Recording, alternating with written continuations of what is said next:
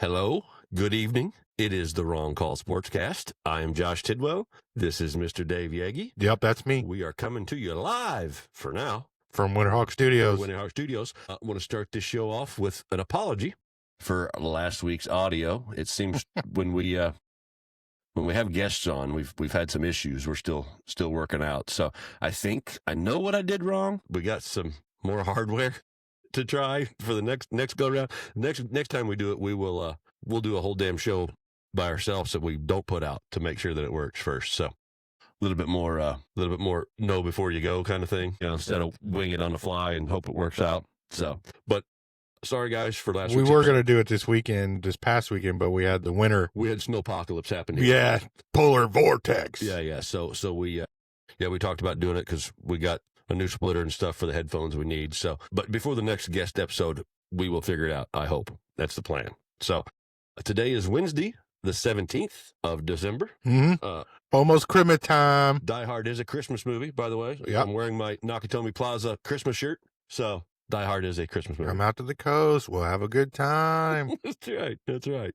So again, sorry for last week's crappy audio. Hopefully this week's better, and going forward, we will try to fix it for you. But a quick shout out: we've had a really good week at the store this week. We've had quite a few guys buy some merchandise. Andrew, Bill, my Louder in Life buddy Josh from Ohio, got him a sweatshirt, and I got a phone call from Sean Garrigus the other day. Oh yeah. He said, "Man, I listened to your show. It's pretty freaking great." I'm like, well, cool, man. I appreciate that. He said, it's kind of fun listening to you and Dave talk. We need to get together and hang out. I'm like, well, very cool. And he says, oh, by the way, I ordered me a shirt and stuff last night, too. I'm like, dude, you're badass. Wow. Yeah. So, Sean, thanks, man. Now they all need to get some dubby. Now, yeah, jump on that dubby. You starting to get some merch. Now you got to get some of that dubby. But, yeah, Andrew, Bill, Josh, Sean, thanks, guys, for getting on there and supporting us and ordering some merch, some gear. That helps us buy these little things that we need to try to make the show better for you. So, thank you, guys. Sorry for the audio. Let's get rolling with the show, bud. All right. Sorry, I had to throw up on myself real quick. Yeah, a memorandum of the apology. Thanks. Yeah. I accept your apology. I appreciate that. You know, I was so upset, too, because the content was great. Oh, yeah. But it chaps my ass when it was bad. And I'm like, what am I You doing? were so excited about doing that. I was. That with show Blaze, was there. and I could see it on your face when shit was going wrong. And we just didn't have time to fucking do anything about it. I was like, man, I already know how this is. Yeah, I was really. Titty had really super high hopes and expectations, and I just saw it just get smashed right in front of his face. Yeah, because like I said, the content was great, and I knew, Yeah, it was. I knew that the conversation with Blaze on football stuff was going to be really good, and the audio issues just. I was so disheartening, and yeah, I was. Maybe we can do it again when IU wins the whole fucking thing. Let's hope so, baby. So, Yeah. Either way, welcome to the Wrong Call Sportscast. That's right. Yeah. So yeah, hang on 1 second. 1 second. What are you pushing buttons on? Sorry, I'll edit part of that out. So yeah, there was an echo thing that popped in my head that I remember on my. Never mind. But yeah, we're good. So all right then. Welcome to the Wrong Call Sportscast.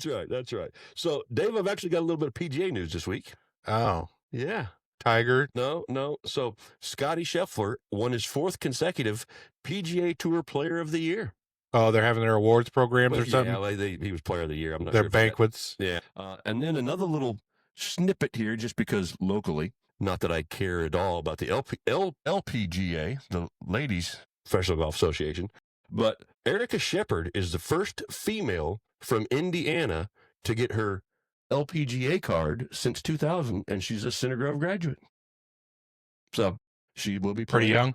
24. She went to Center Grove, went to college at Duke, played golf, but she made the LPGA. She got her tour card so she can play on the tour. That's nice. Yeah. So, racing news. Got a little racing for you. Hold on real quick before the room. When you get your player card, do you have to have like a home course? No, to get your player card, usually they have qualifications, because if you... Yeah, I understand, but I'm just saying, do you have to have like a home course? This is where you're from.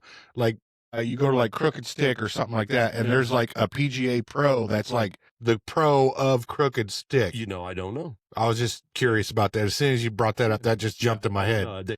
Because like every big golf course has a pro, a pro, yeah, somebody there. I don't know. I didn't know if you had to list that, and then they would put that in your stats or whatever. Whenever sure. you showed up on TV, where they're like, Joseph Alexander, she would say Erica Brosman, Crooked Stick. Yeah. No, I don't know. I just, like I said, I know you have to qualify and get your tour card to be able to play on. Yeah, I knew you had to get the card. So that was just stupid curiosity that instantly just jumped in my head. There you go. Anyway, the room. I have no racing news. I just wanted to hear you say. Oh, I did it twice. That was 2 laps, folks. You got 2 laps. The room. Fuck. One more and we're qualifying. The room. Shit. So I got no racing news. Thanks, Dave, for that. Woo! Anyway, we qualified for the race. Then we turned to fast 4. And he's on it. In the Eastern Conference, the Detroit Pistons are 21-5. I have piston pants. That's right. I have piston beer mugs. In the Western Conference, Oklahoma City is 24-2. Oklahoma. Indiana is sitting there at a lonely 6-6 and 20. They have the 3rd worst record in the NBA. Mm-hmm. So, it's going to be a long season for them. Yeah. Cooper Flagg the other night became the youngest player. Fun with flags. Flags are, yeah. Sheldon Cooper. Yeah. But Cooper Flagg became the youngest player to score 40 points in an overtime loss Monday to the Utah Jazz.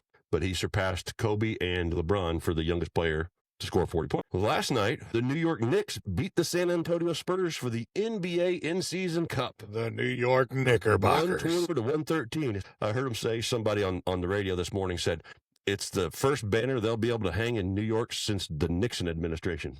Now, see, that's bullshit because they have banners for Billy Joel, fucking the Jonas Brothers. Yeah, but they have all those. That whole conversation came up after they joked about okay. That.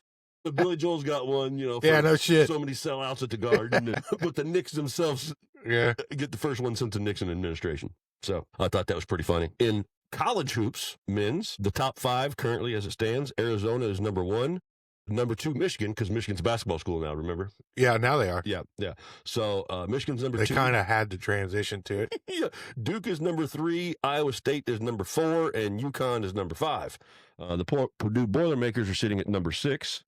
IU. Oh, how fast they fall. IU was in the top 25, made it to 22, and then they lost 3 of 4 games and have completely fallen out of the rankings again. So I was all excited. I put something on our TikTok page on Saturday during the snowpocalypse outside, all excited for the IU Kentucky game because that rivalry's kind of disappeared since 2011 when, because Calipari got pissed off and didn't want to play IU no more because they stormed the court and the whole works. And hurt his feelings. Yeah, hurt his feelings. So the IU-Purdue rivalry kind of disappeared. Hopefully it's back for 4 years currently. I think there's a one game in Kentucky, 1 game in Bloomington, and then 2 neutral site games that they signed on for 4 years. So they're probably downtown. Probably downtown. Yeah, probably Louisville and probably, Indianapolis. So the first game of that since 2011, I was all excited for the IU-Purdue game on Saturday, or IU-Kentucky game on Saturday night. And sorry about the audio, folks. Yeah, IU got to about 72-60.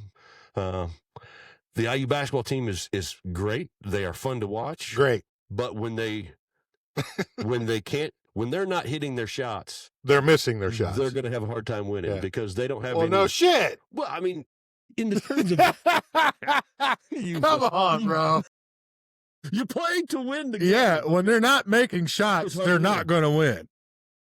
I mean the perimeter shooting from the threes, okay? Because they have no inside game. Consistency-wise. Yes. Yeah, sucks. Yes. Yeah. If they're not hitting from outside, they're going to be in trouble because they have no inside presence. So you know how you lost the game? Great. Yeah, you got. Well, you didn't score any fucking points. That's how you lost the game. That's how you lose. That's typically the way it works. Yeah. When they hit theirs and you miss yours, the score kind of goes this way. Yeah. Baseball, they're like, why didn't we score any runs? Well, nobody on this whole team hit the fucking ball all night long. Oh, that will do it. That will cause you to lose almost every time. Next up for IU is Chicago State on Saturday at 1:00. Sounds like a tough one. That's going to be a hard game. And next up for the Boilermakers is number 21 Auburn on Saturday at 6:30. So Is Auburn a basketball school? They are a basketball school, a football school, a little bit. They're A little bit of a everything. little bit of everything. Yeah. So They're never in the Frozen Four, I can tell you that much. no, the Frozen. They've had some runs back in the day. They get up in there every now and then. So let's see. That's it for the college basketball. Before we hit the college football, Dave, you want to hit him with a little hockey? Give a little breakdown for him. Yeah. I'll hit you with hockey real quick. Okay. Let me choke on my tongue, and we'll get at it. NHL. Whistle. I've wetted a lot of it.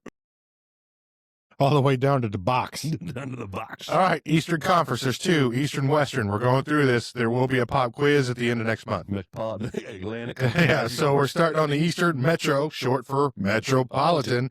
Number one, my Carolina Hurricanes have climbed back up in the first, 21-9-2 at 44 points. Number two, the Sneaky Islanders, they're kind of holding around. They moved up a spot, 19-12-3, 41 points. Philly, the Flyers, sneak it up in there. So 2 and 3 are moving quite a bit in this division.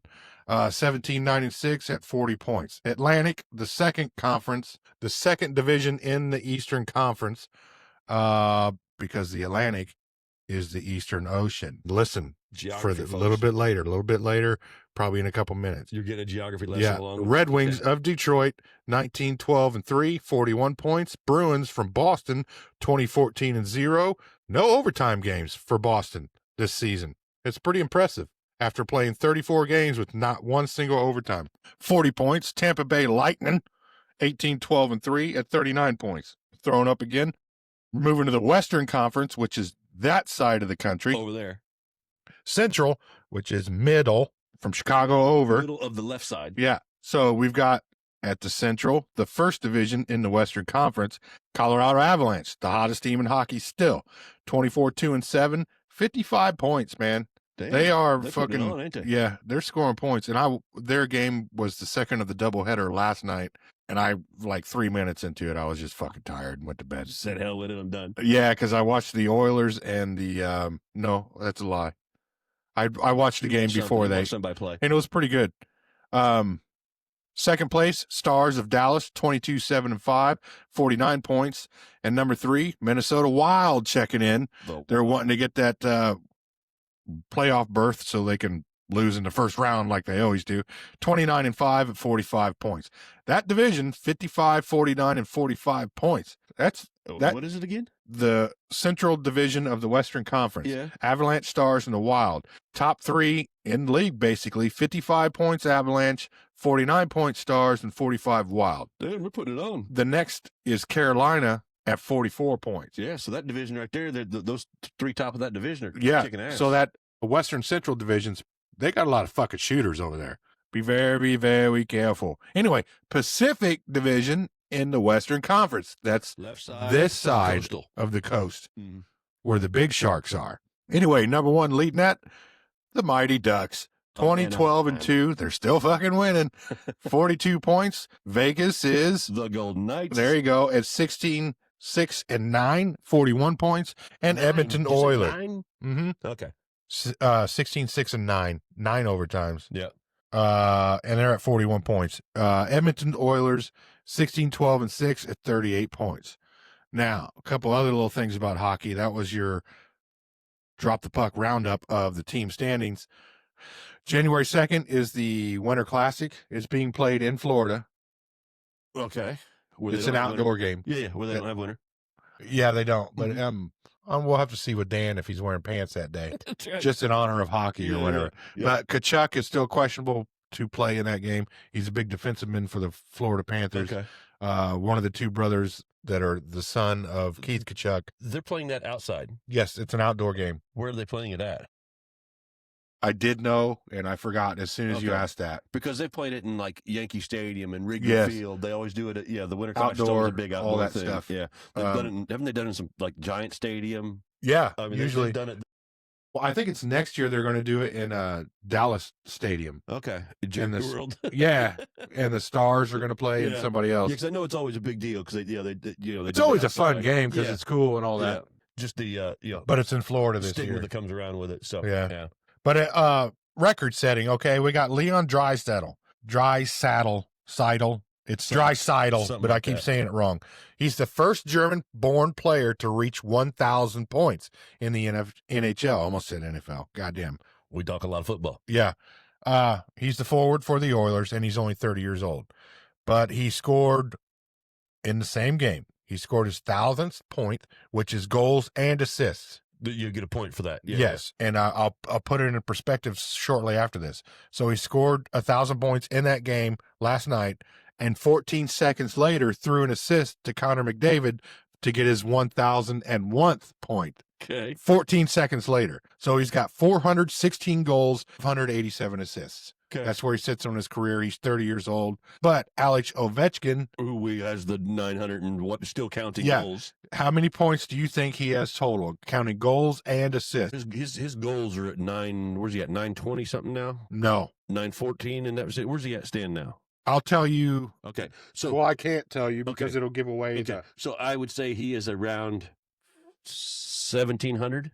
Very close. Well, yeah, little over, but very good guess. He's at 1,650 points. Okay. He's got 911 goals and 700 assists currently.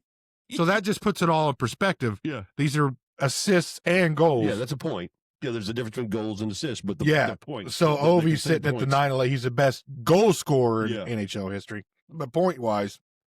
And Dreisaitl is only 30 years old, and he's the first German-born player to ever do this. Okay. So it's a big deal for the Germans and all that right there. Yeah, they hockey people.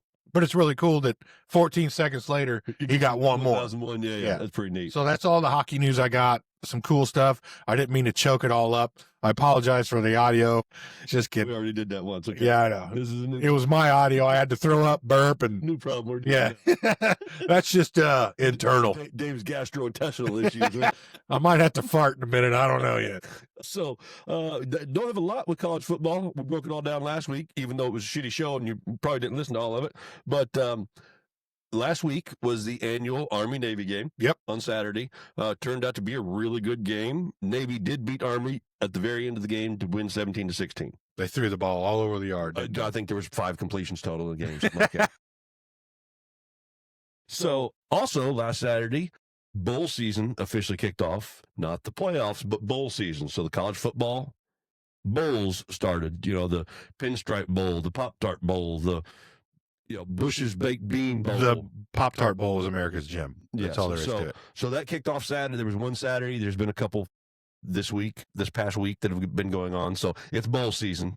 If your team's out there, you'll get a chance to watch them. This upcoming week is full of football. Yes. So also this past Saturday night, we had bowl season kickoff, Army-Navy game, and the Heisman Trophy presentation. Oh, yeah. I totally forgot about that. Yeah. So Fernando Mendoza won the very first Heisman Trophy for Indiana University. Yeah. I didn't know he was Cuban descent. Oh, Mendoza?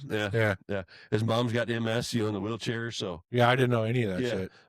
The complete douchebag, Diego Pavia, finished. Yeah, that dude went fucking nuclear, being a fucking complete douche. Fuck Indiana on his party board and partying in New York City afterwards, and just a complete douchebag. He's played for like 7 years in college. Yeah, he looks like he's already divorced. Yeah.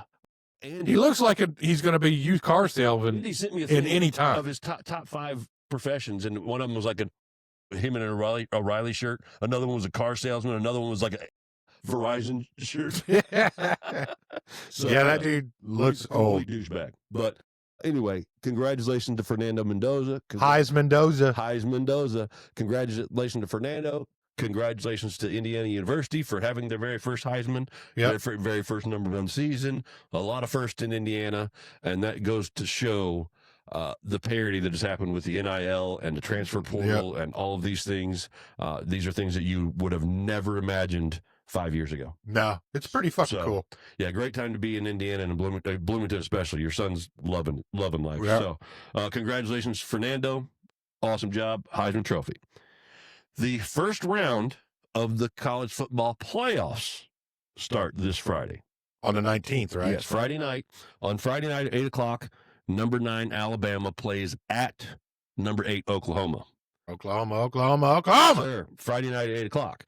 So there's 4 games in the opening round. On Saturday, or the other 3 games, you've got number 10 Miami at Number 7, Texas A&M at noon on So Saturday. we got the whole first round going this weekend. The whole first round's going this weekend. In the first round, the higher seed gets a home game. These are home games for the higher seeds. So number 10, Miami is at number 7, Texas A&M at noon on Saturday.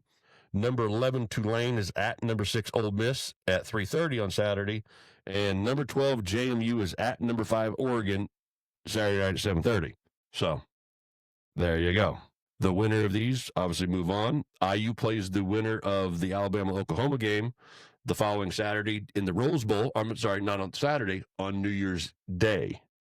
Mm-hmm. So this is the first round, Friday and Saturday. The second round is New Year's Eve and New Year's Day. Yep. So there's one game New Year's Eve, and then the other 3 are New Year's Day. So that's odd to have 2 weeks in between that. It's a week and a half, and because Christmas is the following weekend. Yes, so they play this weekend, and then you have the break for Christmas, and then the following week. So technically, you're giving 10 days, a bye week to all these teams that didn't earn the bye week. Exactly, but I mean, the guys that get the bye week, they've got 3-4 weeks here that they're. Oh, it's a bye month. Yeah. So, but the college football playoffs are up and going this weekend. It kicks off. Now you got me doing it. It's kind of like when somebody yawns. Like you could just be looking across the room and you see one motherfucker over there yawn. You're like, and all of a sudden you feel your jaw. You're like, oh no. And then you're going to yawn, and then somebody sitting with you is going to yawn. It's just the most contagious thing ever. It just goes on and on and on. Other than AIDS. The HIV. Maybe. You don't want none of that, do we? What happens in Vegas stays in Vegas. Hey, except gonorrhea. That shit'll come back with you. It'll leave a scar. That's right. Couple news and notes before we hit our first break. Arch Manning is returning to Texas. Oh, yeah. Okay. Yeah. Knocker. We kind of knew that was going to happen, through the course of the year. He got better as it progressed, but he definitely needed to come back. Oh, yeah, he needs work. Jeremiah Love, Notre Dame running back, Heisman finalist, has declared for the NFL draft. So good for him. He's probably. Did you see the statement that I think his manager really? Dude, it was like fucking a novel, half a novel. I didn't read it. Why didn't you say, I want to get paid and I'm really good, so I'm going to the NFL? Thank you, Notre Dame. Thank you, fans. Yeah, it was joining it. Fucking huge. I saw it. I didn't read it. I looked at it. I was like, I'm not. Come on, dude. I'm not reading this. No, not doing Just say, I want to get paid and go to the NFL. So Jeremiah Love's in. He will probably he'll be the first running back taken. Maybe. But you know how the running backs are, where they go. So, well, they devalued them now. Yeah. They're like, holy shit, we're wrong. We like them. So, but Jeremiah Love is entering the NFL draft. Miami Dolphins are benching Tua this week. Yeah, for Quinn Ewers, the rookie from Texas. Yeah. Ohio State to Texas to, yes. Yeah. So, but Tua, I mean, they've been eliminated from the playoffs. So, yeah. So they're seeing what they've got. Yep. Because don't get all excited, Dolphins fans. If they were to cut Tua, it's a $99.2 million hit against the cap. That's a dead hit. So Tua ain't going nowhere because they signed that albatross of a contract, kind of like why Deshaun Watson has not been kicked out of Cleveland. Because the money. They can take the hit, but it's worse to. It's better to keep him and then take the $10 million insurance that I told everybody about earlier.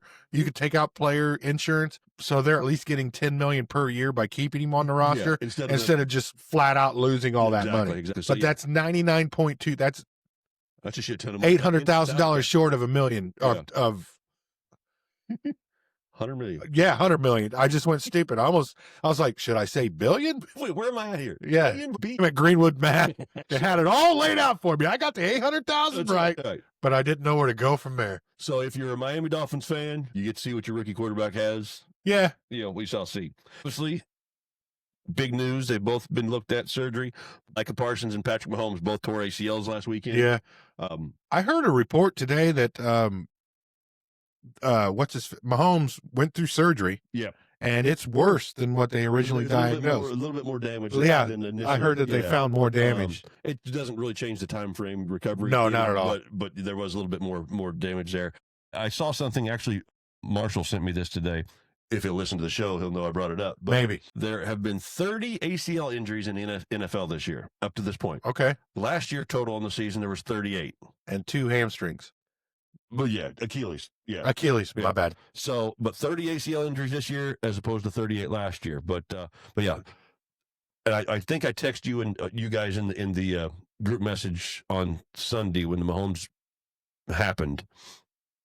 We've enjoyed seeing the dynasty fall apart in Kansas City, but I have gotten mad respect for Patrick Mahomes. Oh yeah, fuck yeah. He is a phenomenal, amazing talent. So I have always said he's the fucking magic man, and Yes. don't leave that motherfucker anytime on the clock. because They were coming back. they were They were coming before. They still had a chance. They were still in that fucking Yes, game they were. until he got hurt. Yeah. And again, the dynasty of the Chiefs get you tired of them and you know not like them. And it's not like a hate like we did for the Patriots because that was the Indy. But Kansas City, That was Colts fans. that was hate. Colts fans hate. Yes, but you hate seeing a guy of that caliber, of that talent, get injured like that because he. They throw the word around generational with Luck and Trevor Lawrence, but Yeah. Patrick Mahomes has become that guy that. You said it, the magic man. The baseball inning, he can make any throw. Yeah.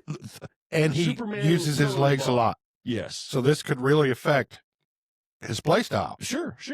But Depending on how it heals, how he feels. He's an amazing Oh, talent quarterback. I always, yeah. So it's a shame. And, you know, on the almost as important on the defensive side with Micah Parsons.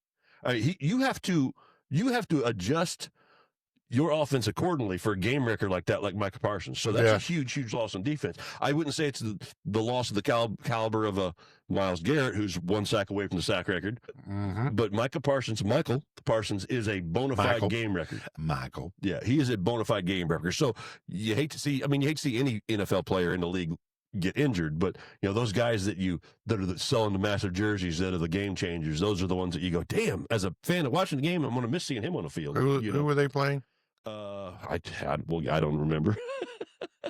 So some talking head dipshit blamed the quarterback. Ryan Clark, yes, Bo Nix. It was Denver. That's it. He's a race baiting fool, dude. I can't stand him, but he said he juked Micah Parsons so hard he fucking tore his ACL. Yeah, he blamed the white quarterback on the black defensive end. We're not going to That dude swipes his race card like it's a credit card. I wish he would shut the fuck up. Yeah, nonstop. You hear me, Ryan Clark? When you listen to this, 5-division champion Terrence Crawford has retired from boxing at 38 years old. I saw that. 42-0 record. His last fight, he beat the great Canelo Alvarez back in September. So he's a 5-division champion, 42-0, calling it quits. So big news in the world of boxing. I know boxing's lost some of its luster. It's been taken over by UFC, but I really do like boxing. I used to love boxing. I used to love the Holyfield fights. It got all fucking corrupt. Klitschko's. Thank you, Don King, for corrupting the shit out of it. I love boxing, which leads me into it's a sweet science. It's called the sport of the sweet science. Which leads me to the my last news and note. Okay. Part of the ruining of boxing. Jake Paul and former heavyweight champ Anthony Joshua are fighting on Netflix on Friday night. Anthony Joshua is like, I don't even know who that is. 28-4. He was a heavyweight title, fought Deontay Wilder. He's a bad dude. I've never heard of him. Yeah, well, again, because boxing. And if I have no idea I've heard of him. Because boxing's not as, big as it used to be, but he's fighting. The heavyweight champion of the world. Yeah. I mean, that was a big deal, dude. Yeah. He called that. So he's fighting fucking YouTube star Disney kid Jake Paul on Friday night. It's for money. It's his money. If Anthony Joshua loses this fight, it will not that boxing's already hasn't been mostly destroyed. I think this will put the nail in the coffin. Done. Turn into an exhibition. WWE. It's wrestling. Logan Paul, is that the one? WWE. Yeah, he's going to WWE. Yeah, he's part of that shit too. So yeah, if Jake Paul somehow beats Anthony Joshua, Jake Paul. I'm sorry. One of them motherfuckers. Logan Paul's the wrestler. Jake Paul's the one who's been fighting all the retired. Oh, UFC they're both guys. doing different things? Yeah. I thought it was the same guy doing both. No. I knew they had brothers. I thought one was just selling candy bars or some Logan shit. Paul's the wrestler. Jake Paul's the boxer. I didn't know they both did two different things. Yeah. I thought one was the athlete, the other one was the YouTube yapper. They were both YouTube yappers. Right, but one of them said, I just want to start beating people up. Jake Paul's the one that did the expedition with Tyson. Okay, yeah. I thought that was all the same fucking dude. Two different brothers, man. I knew they had brothers, but I literally thought the other one was selling candy bars on YouTube. So while the other one got buffed and went out and fought. Yeah. So that is this Friday night on Netflix. Again, if this is just money grab and Josh is pulling his punches like Tyson did, this will be the one that puts the nail in the boxing coffin. So I hope not. Actually, you know what? I probably won't watch it because on Friday night is the Alabama-Oklahoma game. So I will catch up on the next Oklahoma. Go back to Greenbow, Alabama. So that is it for news and notes. Our first breakdown. We will be right back to recap last week's NFL. Yep. Be right back with you. Pew, pew. Hey, Dave, do you ever get tired of your balls being dirty? Absolutely, man. It's extremely hard to play with dirty balls. Dirty balls can adversely affect the trajectory and spin of your golf ball. Oh, yeah? Well, have you tried one of our new WHS ball washers? Keep your balls shiny and clean from sand and mud. No. Sure, let me try one. Oh! Wow. Thanks, Dave. You're welcome, man. And while you're out there, folks, don't forget to pick up new WHS ball washers from Winterhawk Studios. Check them out. They're in your grocer's freezer. All right, welcome back. It is time to recap Week 15 of the National Football League. Yeah. Pew, pew, pew. We had a few good games. We had a couple blowouts, a couple duds. We already talked about a couple big injuries we had this week. So we're going to start out in your division there, bud. Had the Falcons and the Buccaneers on Thursday Night Football. Yeah. And Mike Evans is back. Yeah. For the Bucs, but they still lost to the Atlanta Falcons, 29-28, which for a Carolina Panther fan, starting out the week with a loss in your division is a good thing. Hey, enjoyed first place all the way till Sunday. All the way till Sunday. Mike Evans, 12 targets, 6 catches, 133 yards, no touchdowns. But he's a certified badass. He is a certified badass. And if it wasn't for the injury, he'd have broken Jerry Rice's season. Yeah, what was it, 11 or 12? 11. He tied Jerry with 11. Yeah. 11 seasons to start a career. And that was last year after he missed a few games, too. Yeah. So, but yeah, the Falcons pull this game out 29-28. Kirk Cousins, do you like that? Yeah. Do you like that? I did that night. You did that night. So, but Kyle Pitts, is this the game that he went the hell off, I believe? Yes. Yes. Kyle Pitts, 12 targets, 11 catches, 166 yards, and 3 touchdowns. It was a career game for him. Yeah. He looked that night. The guy that everybody thought when he coming out. He's the guy that we thought he was going to be. Exactly. So, big win for the Falcons. Not that it matters much. Big win for the Panthers for the moment. It was a big win for the Panthers, like Dave said. As of Thursday night, the Carolina Panthers were in first place in the NFC South. Yeah, I had so many good videos and memes of Panthers in first place that I wanted to post on the page, but cooler heads prevailed. I was like, come on, man. Wait till Sunday. All we did was get a gift. Let's see if we capitalize on it. That's right. Didn't want to stick my nose in front of my skis or whatever that old saying is. The horse before the cart. Yeah. Whatever old adage you want to use there. Yeah. So that was the Thursday Night Football game, which, again, 29-28. It was a good game. It was a good football game. Now Sunday, December 14th, and we're going to go ahead and just start with the Colts and Seahawks. And I know it was a 4 o'clock game, but it's at the top of my list when I go through down here. Old Man Rivers. Okay. I think I was texting and calling people and friends and family. Fatty McFat. Rivers? Yeah. Bro, did you see him out there? Yeah. He looked like Jared Lorenzen, the old hefty lefty from Kentucky. Look, he was not fit. That's the word. He didn't look like an NFL cornerback. No. But I tell you. Boy, I tell you. Dadgummit. That's horse stuff. Let me tell you, dadgummit. I will commend Phillip Rivers for coming in on short notice. And here's my thought on the situation. We talked a little bit about it last week, that bringing him in was because of the familiarity with the offense, because of his relationship with Shane Steichen. Mm-hmm. And which goes all the way back to the Chargers. Yeah, 8 years on the Chargers together. When Steichen was quarterback coach and then offensive coordinator, offensive assistant. But he was quarterback coach for Rivers when Rivers was having phenomenal years with the Chargers. I give Rivers a shit ton of credit because this was a 12.5 point spread in that game. They were in the game, bro. They were in the game the entire game. We actually had the lead at the end, And then Steichen had the lead and went conservative. I want to protect the lead with 4 minutes left. No. After you just made Michael Pittman, was it Pittman that made that catch, or was it Pierce with his only catch? Yeah. That was 2 targets, 1 catch. He took the top off for a little bit. Yep. He gave you room to play, Yep. and Steichen's like, well, calm down. let's throw 3 more short ones real quick and have the ball for 15 seconds and give it back to him. This is a couple losses this year that we've had. It's been terrible clock management. He sees the lead and he thinks when you're throwing the ball and stopping the clock instead of running the ball. Steichen gets a lead and he thinks he's got the fucking 85 Bears defense. Yeah. And he's going to shut them down. You know what? The reason the Colts were in that game was 1,000% on the defense. The defense played amazing for 3.5 quarters. Well, they're tired. Yes. It's your turn. Yes, but the defense played amazing. It's funny watching an offensive coach go all defensive all of a sudden. Yeah. It's like, bro, stay in your lane. Yeah. But I want to give Rivers some credit because the obviously the mentality is there. The smarts, the football IQ is out of this world. The physical traits we obviously saw weren't working. He got a touchdown. But he put them in so many right calls on the field. He made the right adjustments, knowing what he could and couldn't do. But if you can't push the ball down the field, we only had 2 plays over 15 yards in that entire game. 2 plays of over 15 yards. Well, in Rivers' defense, he even said, I couldn't throw the ball 50 yards 10 years ago. Buddy, we don't need him to throw it 50, but you're going to take a 15 to 20-yard pass. Well, that's what he's allowed to do with Steichen. Yes. So, come on. And again, I give Rivers credit because seeing the adjustments he made, changing the coverages at the line, getting the line to change the coverage. He was making smart adjustments for his ability. And those abilities, they've already named him the starter for Monday night. Right. I would love to see Riley Leonard to see what we've got with him. Anthony Richardson is on the schneid here, could be playing in the next week or 2. Why? I don't know. This season is coming down to a complete shit show. I don't know how else to put it. If you're out. But we're not out yet. We are. If you're out, then that's if Richardson can play. If we're out of the playoffs, Richardson needs to play. He has to. Has to. You got to show something. Or it's either once we get eliminated. Or just cut the fucking dude. Once we get eliminated from the playoffs, why there's still a chance.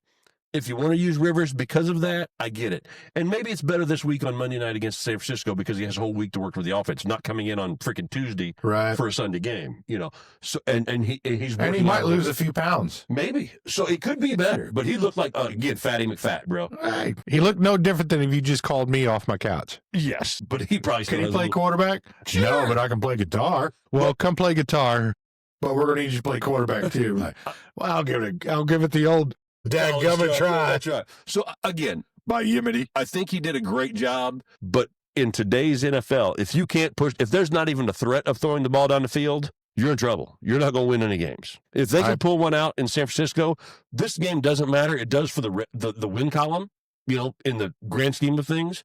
But the next 2 games after this are Jacksonville and Houston, and you're going to have to win a minimum of one of them 2 games to even still sniff the playoffs. Right. So because you're sitting third. Yeah. But I commend him. I think he did a good job. It wasn't a bad game. It wasn't he had his 1 touchdown pass. He had a couple throws, but his first 2 or 3 passes, Ben, you want to talk about ducks, some wobbling some of them in the air. That should be expected, dude. It is, but you don't put that on the field in an NFL. But I got total Jeff Saturday vibes out of the whole fucking thing. 100%. But Ballard's job's on the line. Steichen's job's on the line.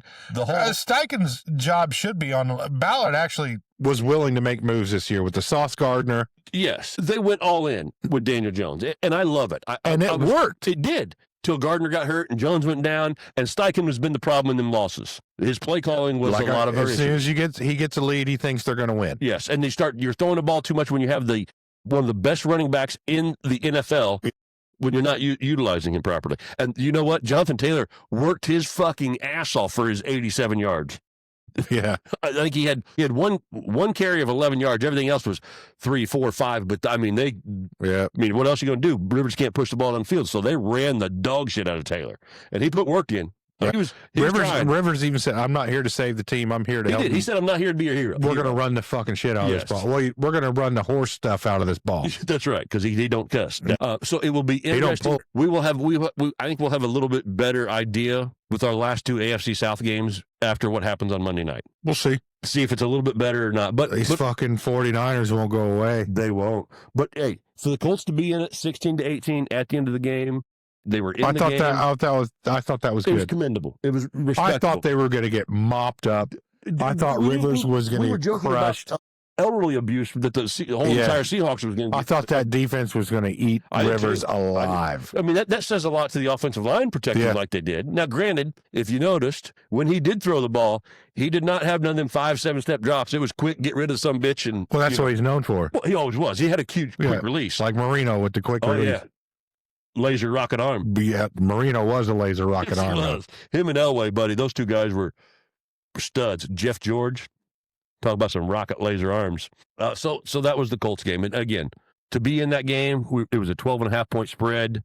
Colts, hey, good job. You tried. That's you gave it the old college try. That's a commendable loss. Very commendable loss. But as an organization, with the loss of Danny, with the loss of Gardner, with the no first round picks the next 2 years, this could fall apart real quick, real hard, real fast.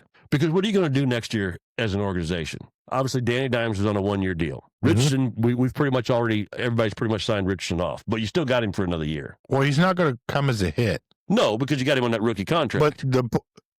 But we can't draft a quarterback. Is Daniel Jones still our guy? Because we talked about last week how much money he lost with that injury on a 1-year deal. So, in my mind, what you're wanting to do with Daniel Jones, this is a 2 or 3 year experiment. It was working really good. Good. It doesn't matter what draft picks you had no stab at a quarterback either way. No, because we're in that mediocrity hell, which is when you're always finishing in the middle of the pack, you don't have an opportunity for those top quarterbacks. So, the way Danny Dimes was playing, he deserves at least a 2-year deal. You think he deserves an opportunity? I think he does. He proved it.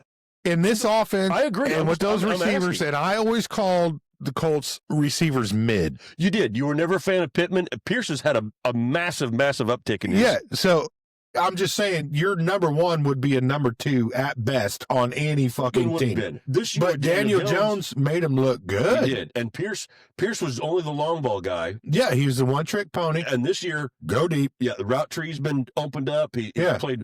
So, again, I think they deserve to give Daniel Jones If you don't give Daniel Jones a 2-year try, then you have Riley Leonard, unproven rookie, and Anthony Richardson, who's turning out to be a bust. And you have no first-round picks. If you're not making the playoffs this year, you need to play Anthony Richardson if he's healthy to see if there's anything in there. Even an opportunity, to get anything, to get an old washing machine during preseason for somebody to give you something for him. Because as Colts fans, you and me living in India, Richardson's trash. Yes, he's absolute fucking trash. And this is his 4th year? 3rd year. Okay. Yeah. Right? Yeah. 3rd? I think it's his 3rd. I don't know. Yeah. I think it's been so bad for so long. I know. I mean, he missed, started as a rookie, got hurt. 2nd year, got hurt, pulled himself out, got hurt. Benched. 3rd year, I think this is his 3rd. Yeah. He's been hurt 12 fucking times. Yeah. So I guess here is my thinking on it. Because we don't have a first-round pick the next 2 years. No. Give Daniel Jones a 2-year deal. That's what I said. Yeah, it makes sense. It does. Because he already proven he can run this offense. He can.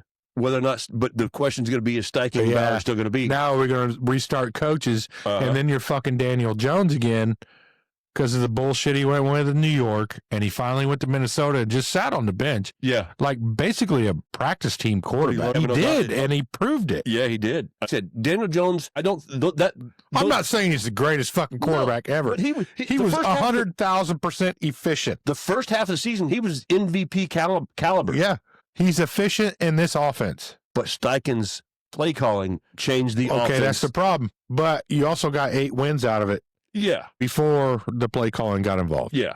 So there's a lot to unpack there with the Colts and their quarterbacks. Give 2 years. Forward. Give Danny 2 years. I agree. I think because again, and by the end of his 2nd year, if he fucking sucks, maybe you'll get a good fucking draft pick. Then you got a first-round pick again. Yeah. So and maybe you'll finally get Arch Manning. Because he's probably not going to come out next year either. Yeah, you never know. So, all right, moving on from the Colts, we had the Browns at the Bears. The Bears destroyed the Browns 31-3.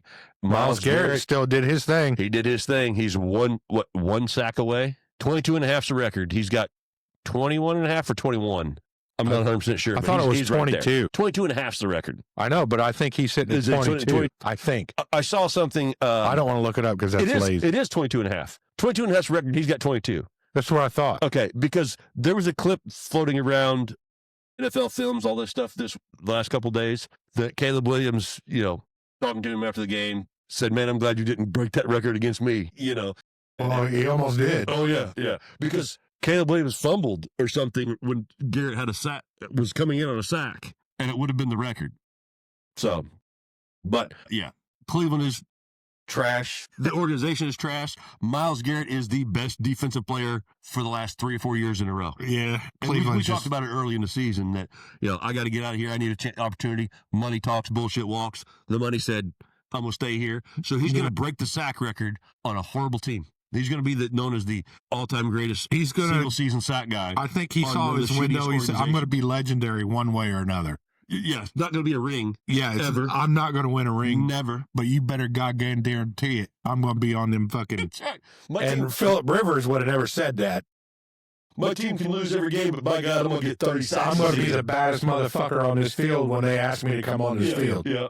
So you hate to see, you would have loved to seen that kind of talent go somewhere and make a difference. He's not making a difference. I mean, he's the baddest defensive player in the NFL the last couple of years, but it's not making a difference because the team is so bad. Yeah, Stefanski's a terrible fucking coach. But you think about it like Myles Garrett, that kind of pedigree. But the pedigree, that kind of the work that he puts in, that kind of the numbers that he puts in on a Super Bowl team or on a contender. Think about him on somebody like the Bills. You know what I mean? I guarantee the work he's putting in is the same level, regardless. Anywhere. But it would feel easier to him on a better team. Yeah, but think about that kind of talent on a contender. Think about he had the chance. Think about so the Buffalo offense is awesome, right? Buffalo's problem has been their defense giving up all the run. Yeah, they give a lot of runs. Think about that kind of potential on a Buffalo Bills team. A contender, you know what I mean? Or even the Eagles, or fuck the Cowboys, the Alice Cowboys with no think about, because the Cowboys got a prolific offense. Think about that caliber of a player on defense on a contender. He'd be straight up badass anywhere he went. But he chose the money. Yeah, they said, all right, we're thinking about trade you, but before we do that, how does $47 million feel? Okay, what do I sign? I love Cleveland because selling your house is a pain in the ass, man. I mean, come on. I mean, when you have that kind of millions of dollars, you can live anywhere you want. It's such a hassle to have somebody do everything for you while you're gone. I can rent this motherfucker to the next #1 draft pick in Cleveland. But he's a bona fide badass. Yeah. He really is, especially the last few years. And I hope he breaks and smashes the record. He's got 3 more years. He's got 3 more years. He's got 3 more games. And he needs 1 sack. He needs a half sack to tie. Well, he gets 1 sack and he's beat it by a half. Yes. And he's still got, and there's no asterisk because it's not the 17th game. He did it in 15. Yeah. So that's true. And which he will. He'll do that. There'll be no asterisk next to Myles Garrett. Ravens at the Bengals. Mm-hmm. Joe Burrow is not happy in Cincinnati. Yeah, we brought it up 2 or 3 weeks ago. The comparisons with Luck.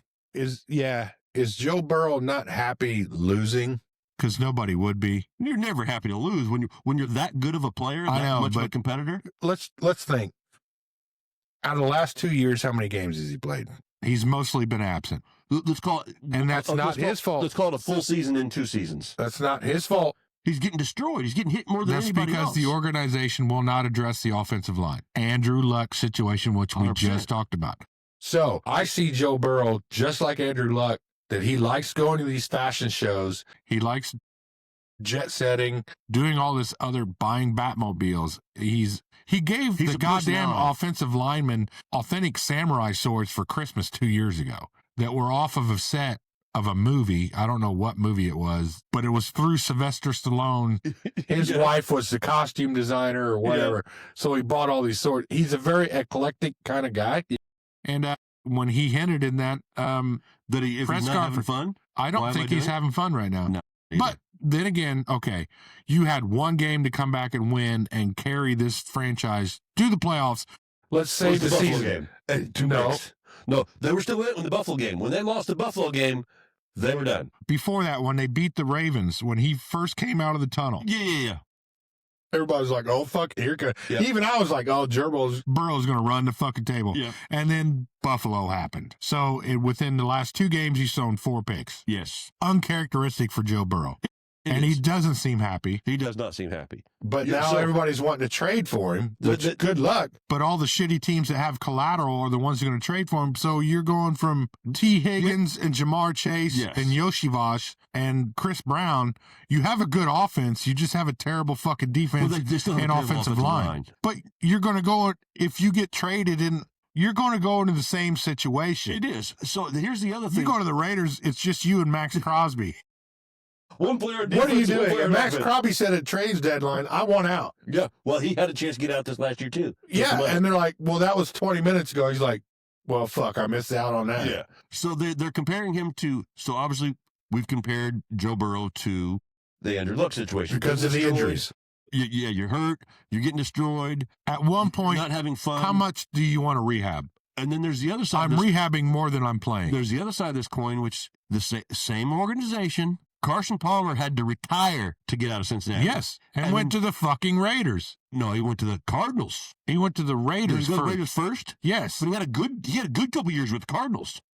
After the Raiders, he went to purgatory. They traded him to the Raiders. But he had to retire first because he wasn't going to. He threatened to retire. Did he threaten or did he actually retire? He threatened to retire. Okay. He got traded to the Raiders because him and Randy Moss both sitting there not wanting to be there. That's right. And then he went to Arizona. And then he had a couple good years in Arizona with Fitz and ended his career there. And then Kurt Warner came in. Yes. And then took him to the fucking. That's right. Okay. Yeah. But Palmer had to do that. Palmer had to. Yeah. Fake his way out. He did. So. Does Burrow still want to play? So he has that right. He has two options. I loved Carson Balmer the Palmer, or Palmer the Balmer. So he has two options. Pull the Andrew Luck, say, fuck it, I'm done. Yeah, but where are you going to end up? Because the shitty part is all these teams that have collateral are shitty fucking teams. I know. If he was to go anywhere that would make any sense whatsoever, Minnesota. Yes. Minnesota, it needs a quarterback, and they need one right now. Right now, because they have everything else. They have an amazing defense. They have Justin Jefferson, that he was already a fucking... Yes. They have Jordan. Yeah, he played with him in LSU, too. Yes. He had Chase and Addison. Yes. When he won a national championship at LSU. But the bad part is you're leaving at Cincinnati. You're leaving T. Higgins. And Chase. They both just put big deals you on. have opportunities to do it somewhere else. It's going to be interesting to see I love Joe Burrow, I really do. And if he ever ended up just walking away from the game, it would not surprise me one fucking bit. No. But he's a great great. The organization is letting him down. How much do you want to rehab over playing? Next up, we have the Texans and the Cardinals. Texans won that Texans won this one 40-20. We brought it up. I think we talked about it a lot last week, but nobody listened to that show because the audio was horrible. The Texans beat the Cardinals 40-20. Mm-hmm. That defense is tough. They're coming alive, bro. Yeah. They are. The AFC South is all of a sudden a bitchin' bona fide hard-ass division. You got three teams contending for a playoff in the Titans. You have two teams. With Colts early. All right. Colts and Titans are about to go have brunch. That's right. The other AFC South team, Jets and Jags. Trevor Lawrence, had like 17 touchdowns that game? Ran for a couple, threw for a couple. That's the first, I think, in 10 years. So they did have over 300 yards. Granted, it was no interceptions and 5 touchdowns. Granted, it was the Jets, 48-20. But him and ETN look good. You said it. You said it 2 or 3 weeks ago. That addition to Jacoby Myers helps to Jacksonville so much. Has been massive for them. Yeah, because he was in. That was a great trade. He was in Raiders purgatory. Yeah, that was a great trade, and it's working hard as fuck for the Jaguars. It's working great for him. He's pulling routes. He's pulling defenders. He's not getting the ball every time, but when he gets the ball, he makes play with the ball. So, the AFC South is going to be the tough finish here in the next 3 weeks, but great job for the Jags. We had the Chargers at the Chiefs. This was a good game. It was very even. A 16-13 game. The Chargers got the lead there late, and prior to the Mahomes injury, they were coming. Yeah, Mahomes was leading them down the field. Yeah, we've said it. If you leave Mahomes time, he can come back and beat you. Don't give that motherfucker time. And we brought it up when we were doing the news. It is a shame to see a player of that caliber go down, but the dynasty is over. I don't know. Is it over? Can they retool? Well, hey, don't forget about the New England dynasty. It didn't. When fucking Brady, the Brady rule. He left. He had Mac Jones against Kansas City. Yeah.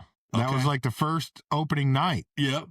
So Dynasty can take a year or two off. Take a break. And it'll come right back because motherfucker got 7. Yeah, no. And I think Mahomes has played in 7 Super Bowls. Yeah, he ain't done by no means. This is the first time since Oh, man, I posted it on the pages that we don't have Tom Brady, Patrick Mahomes. Lamar Jackson. No, In in the Super Bowl, we don't have Brady, Manning, or Mahomes in the Super Bowl in like 12 years, some shit like that. Yeah. And there was another crazy stat that I saw. Remember when Tom Brady tore his ACL? When he got hit low? Same age, same point in their career. Oh, really? As Mahomes. Nice. But Mahomes runs. Yes. Mahomes is very mobile. Brady was never that guy. That's where the healing and how it's going to affect his game comes into play. I wish I'd have wrote that down because I saw it and I thought, because Brady just drops back and stands there. Yeah, but he'd just pick you apart. Yeah. But Tom Brady, when he tore his ACL that year, week 1, remember when he got hit? Yeah. I think was it Cincinnati, if I'm not mistaken? It was Kansas City. Was it Kansas City? Yeah. When he tore his ACL Yeah, because he had to, remember in Kansas City, you have to walk down the stairs to get to the fucking. Yeah. So, same age. I was in North Carolina training. Same age, same 6, 7 years, 10 years, 9 years, same point in their career, same age that Tom Brady tore his, and Tom Brady came back and won a couple more Super Bowls. Yeah. So keep that in mind. What's the games we have next? But yeah, great win for the Chargers. Chargers are battling with the Broncos top of that division. Yeah. I mean, the Chargers sitting there 10-4. As much as we joke about Chargers doing Charger things, and, Herbert was my I will MVP always favorite. joke about Chargers doing Charger things until they prove me wrong. Yeah, but that's all there is to it. 10-4.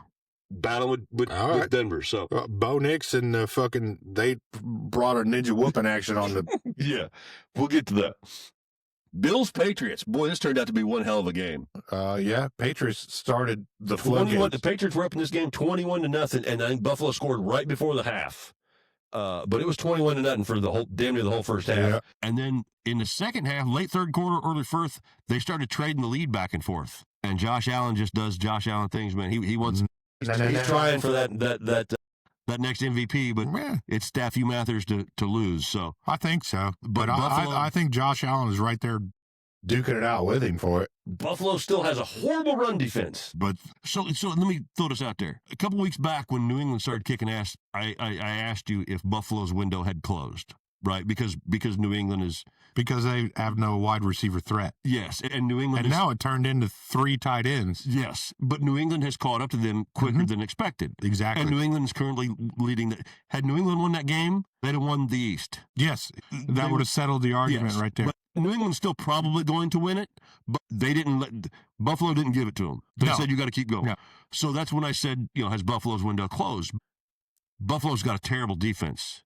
Okay, in a roundabout way, what I was trying to get to is no Mahomes, even in the playoffs this year, which has been the Buffalo's kryptonite the playoffs. It's been the whole AFC's kryptonite. Yes. So if there's a chance, an opportunity for the Buffalo Bills, there's a fucking of hope, frozen chance in hell for Buffalo Bills to get their first Super Bowl, or at least to get to one since the 4. Well, Sean McDermott, put your fucking team on your back and tell them how to fucking win all this shit.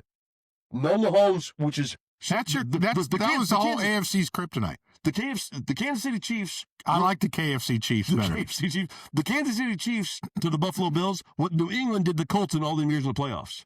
What the massive year? What the Bulls did to the Pacers. Well, the Knicks. Everybody.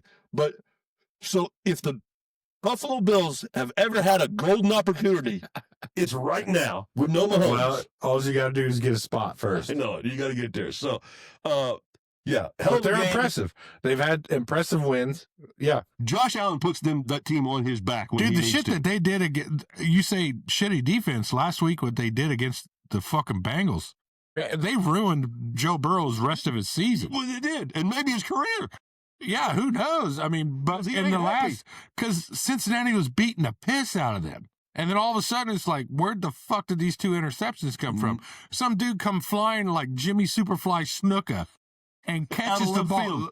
No, he didn't even tap it. The ball wasn't even 5 yards out of Burrow's hand, and that dude just caught the bitch and ran it back for a pick six. Yep. And Burrow was like, what the fuck? And the next throw, it got pinballed.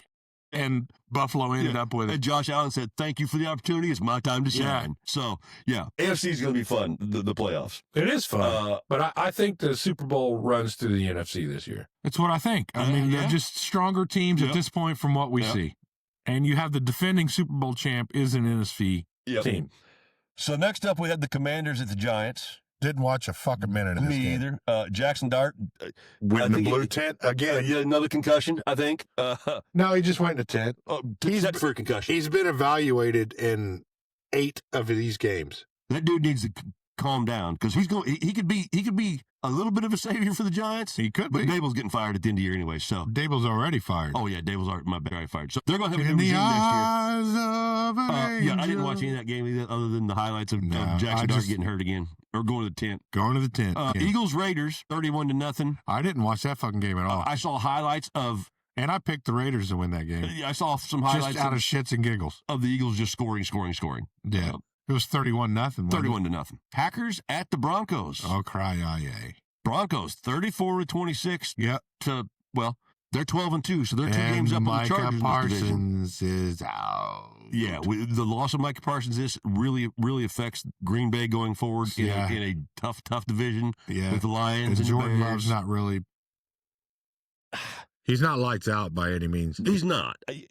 I've been wishy-washy on him since he's been starting. He has moments. Last year, I was really high hopes on him because I was like, all right, this guy is going to be my fantasy quarterback guy. But he still makes just dumb mistakes. Yeah, I think it's the whole offense in general. I think their wide receivers are Josh kind of. Jacobs had 3 touchdowns, had his second career receiving Okay, touchdown. but to me, their offense is exactly like the Colts. Their receivers are mid. They've got a killer fucking running back. Yeah. They had a monster fucking tight end until Kraft got hurt. Yeah, he was a rookie too, though. Yeah, he was having a monster year. Yeah. So, ACL. yeah. So yeah, the loss of Micah Parsons. Michael. We lost Michael. That's tough for the Packers to overcome. We'll see what will happen with a few games left. Broncos in charge of that division. Chiefs are out. Chargers are. They're going right to call there. the Predator. Yep. Lions. You at know the what Rams. I'm talking about? No. Long-haired, blonde guy that did the Predator pose when he got a sack for the Packers. Clay Matthews. Yes. They're going to call him out of retirement just like Phillip Rivers. Yeah, come on. When's he back? We need somebody off the edge. Lions at the Rams. Oh, yeah. Rams 41-34. Yeah. Boy, Lions, come on. This was a pretty decent game. Amon-Ra, after the week before, got hurt, left the game, didn't play much. I think he had 2 touchdowns this game, but the Rams are just too damn much. They may have lost Devontae for the rest of the regular season, though. It's a pretty bad hamstring injury, I guess. Because when He's not going to be there this week for sure. No, and this is a big game for them. But yeah, and he was drawing coverage. Yeah, Puka's a bona Because fide he has like, stud. 12 or 15 touchdowns or something this year? Yeah, I mean, Puka's a bona fide stud, but Yeah. you got 2 guys of that caliber. I mean, if you double one, the other one's going to kill you. That's all there is to it. So that's going to be a pretty big loss. But The Rams have 2 great running backs, though. Corum and Williams. Williams, yeah. I mean, they're just an all-around they're well balanced. On offense And well on coached. defense. Yeah, all the above. So You may be right. Super Bowl is going to have to go through the NFC, but big win for the Rams. The Lions have kind of fallen apart, man. It sucks because we love the Lions. Oh, We I love do. But Dan I Campbell. blame Dan Campbell for a lot of it, honestly. Yeah, Mickey Big Nuts. Way too much. Yeah, I mean, I get it. You want to go for it and shit, but not every fucking time. Yeah. Sometimes you just got to take the points. Just read the room, bro. Take the 3, bud. Take the 3. Yeah.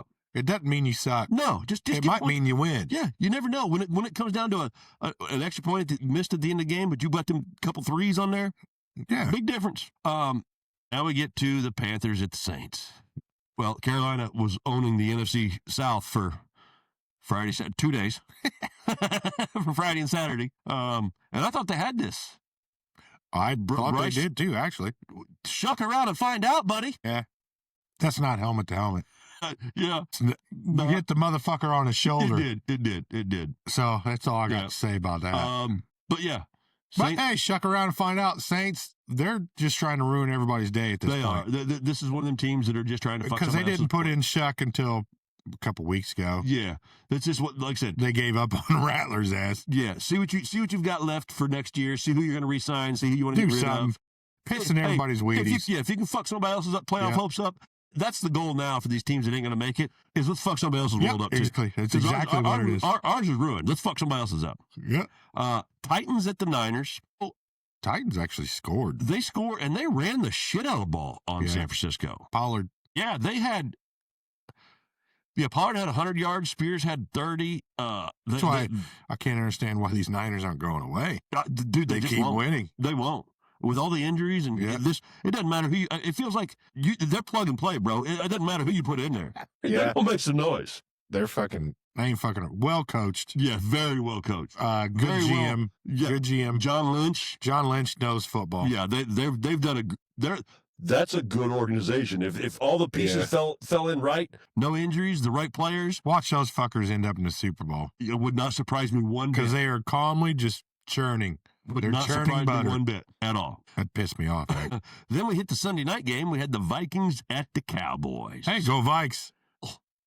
Fuck them Dallas Cowboys, man. Well, it is the Dallas Cowboys for a reason. Yeah. I mean, you let JJ throw for 250, a couple touchdowns. Number 9 came alive. The Dallas run defense all of a sudden looked good, but pass defense still getting shredded.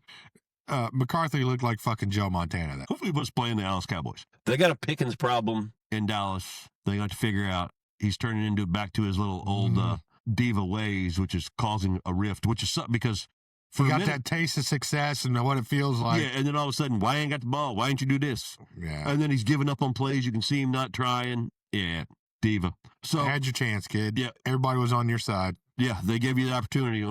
I've always been high on, I'm not high on the Cowboys, but I think Dak's a great quarterback. Just situation's not working out.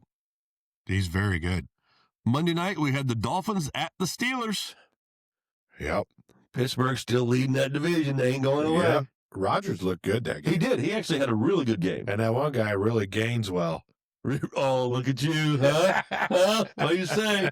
But yeah, Aaron Rodgers did look good. They're doing enough to get by in a not very strong division with Tomlin's not having a losing record again. It's not going to happen. Yep. So once they get in the playoffs, though, I think they're one and done. I think they're one and done. Depends on the matchup, maybe. It does depend on the matchup. Yeah, it very well could. If it's the cold, Pittsburgh wins. Pittsburgh wins, especially in Pittsburgh. Exactly. You never know. It does depend on the matchup. So that was week 15 in the NFL. So there are 13 teams, 13 that are officially eliminated from the playoffs. Just a quick rundown. The New York Football Giants. Oh, no. Yeah. The Arizona Cardinals. The New Orleans Saints. Tennessee Titans. Las Vegas Raiders. The Washington Commanders. Okay. Atlanta Falcons. The New York Football Jets. Cleveland. Cincinnati. Minnesota. Kansas City. And Miami are all officially eliminated. Those are 13 teams that have no chance of making the playoffs. Do not pass go. Do not collect $200, but you are allowed to piss in everybody's so wings. You have 3 games left to wreck some other teams. Fuck somebody else's world up. Their chances up. In the case of Miami, starting yours instead of Tua. See who you're going to keep next year, who you're going to get rid of, what's your plan going forward. So you 13 teams have a different view than the rest of the 19. My math right? I'm Greenwood. I'm not even trying. Yeah. 19. So the other 19 teams still have a chance. 32. Yeah. So we will be right back with everybody's favorite segment of the week right after this little jingle. Yeah. Sing along, folks. Cue the music, motherfuckers. It's our favorite time. Everyone laugh, clap, and cheer. The shittiest quarterback finally here. The shittiest quarterback of the week. The shittiest quarterback of the week. Yeah. We're back. I hope you guys sang along. It's time for Bonafide bet? No, buddy.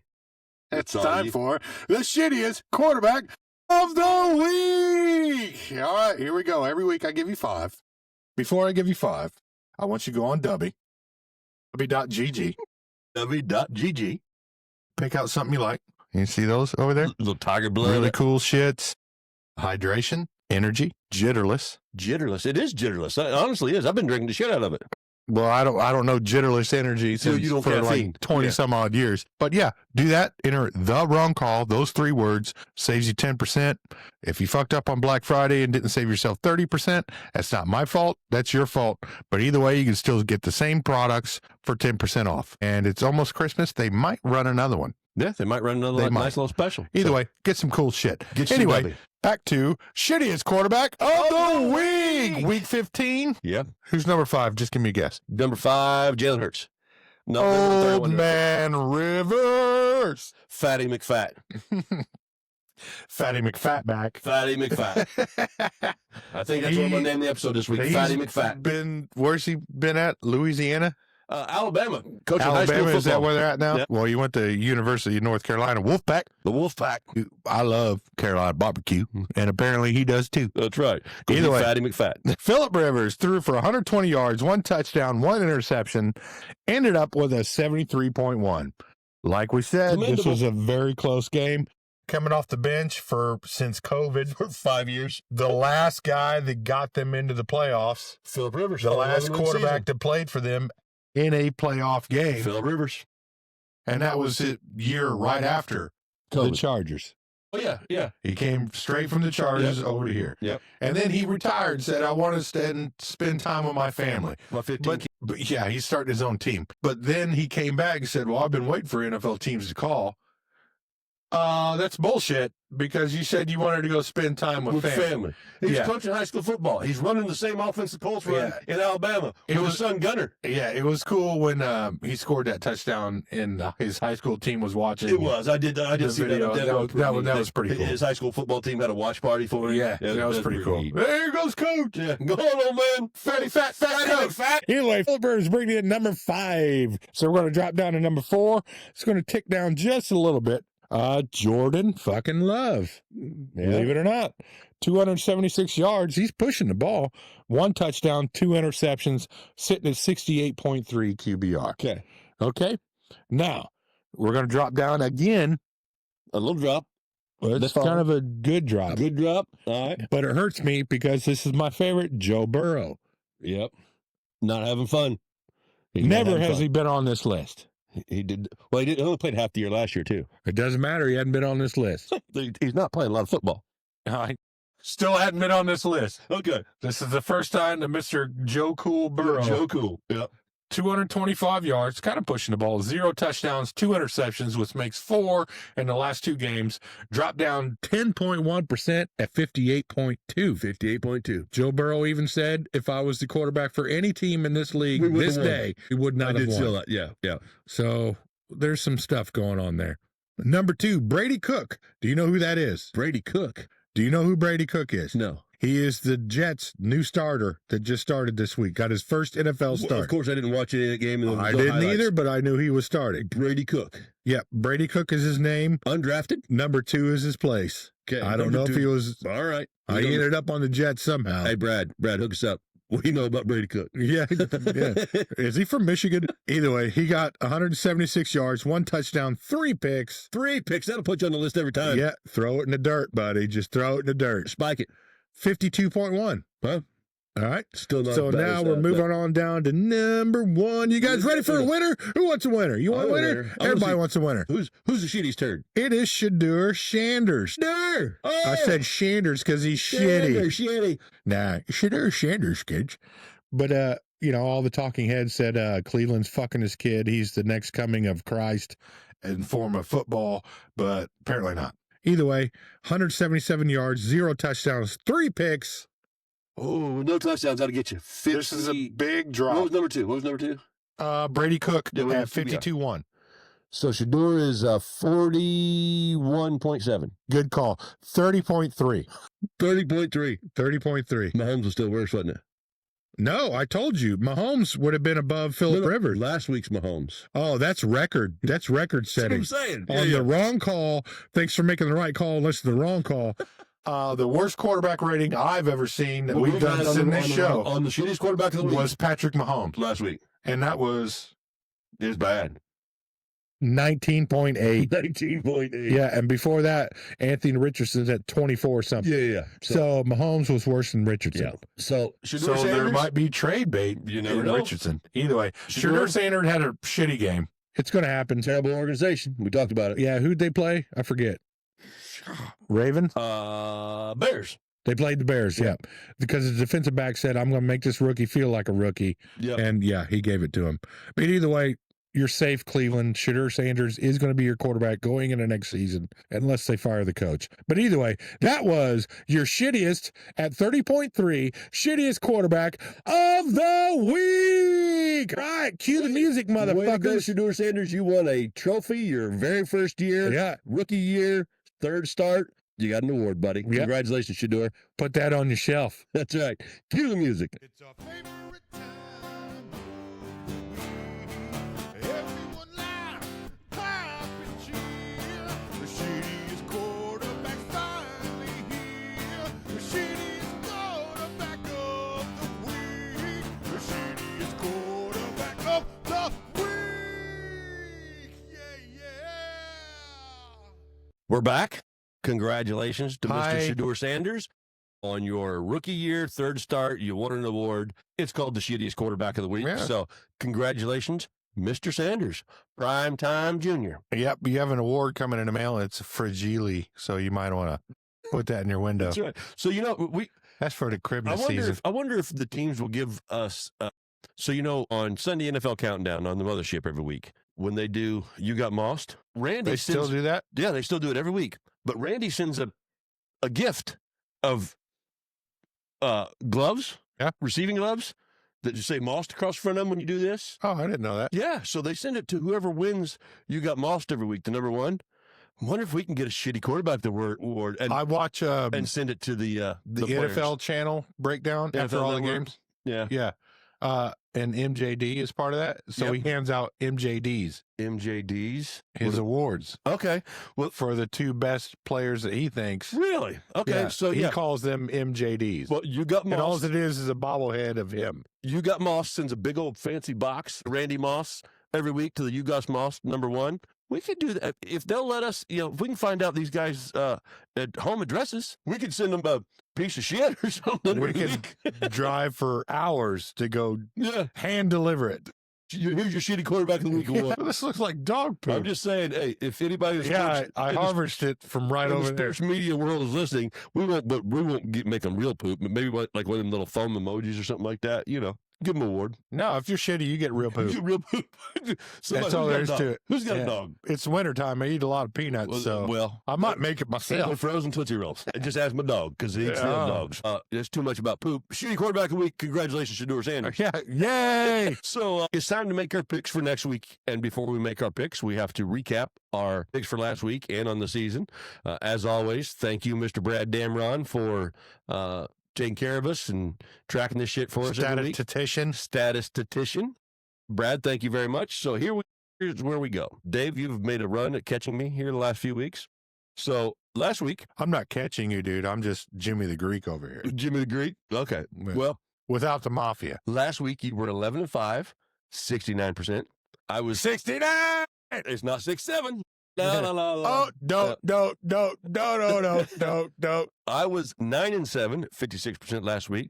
So on the season, well, like I said, Dave's made a run at me here the last few weeks. Dave, you are sitting at 129-85, Mm-hmm. 58%. That's I where am at badasses sit. 137-87, That's where lucky kids sit. 61%. So that's where we stand currently at the moment through the season with 3 weeks left. So can Dave catch me? We shall see. So we got to pick the games, Dave. The only thing I picked was Carolina winning 9 games. Hey, they're at 7. We got 3 more chances. stabs at it. So, shit, look at that. Boomerang. I kind of need this. How many games did we skip?